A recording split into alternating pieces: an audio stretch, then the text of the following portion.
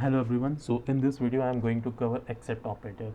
The SQL Server accept compare the result set of two query and return the distinct row from the first query that are not output by second query.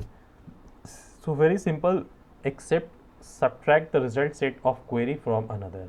So how does it work? This is the syntax that I am going to use in the example, and there are some condition for accept.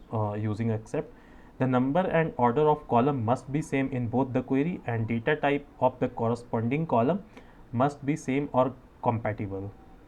So just example, this is the T1 table and this is 2T table. So I am going to do T1 accept T2. In the T1 I have 1 2 3 and T2 2 3 4. So T1 is minusing, T1 is just subtracting the value of T2. So what will happen? 1 minus this one minus 2 3 4. So 2 3 2 3 subtracted. Now I have only one remaining, so I will get only one result. Very simple. So I have 1 2 3 2 3 4.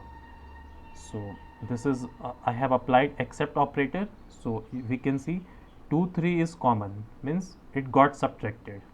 Okay, and now in the first table only 1 is remaining, so I will get 1. I have nothing to do with 4 because it is not available in table T1.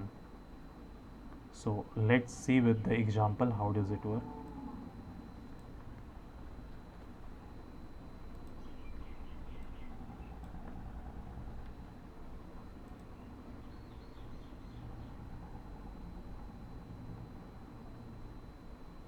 So I am running the query now. I have product key in the product table and I have product key in the fact internet sale, and here is my goal. I want to see the product key which are not sold yet. Okay, so which are not sold yet, it means it should not be available in fact internet sale. Okay, so this table is giving the product key which are sold, and this table is giving the product key, this table is giving all the product key. So what, when I apply the accept operator, it just minus the product key which are sold and gives giving a remaining product key which are not sold yet, means which are only available in product table, not in fact internet sale. So this is how accept operator work in SQL Server.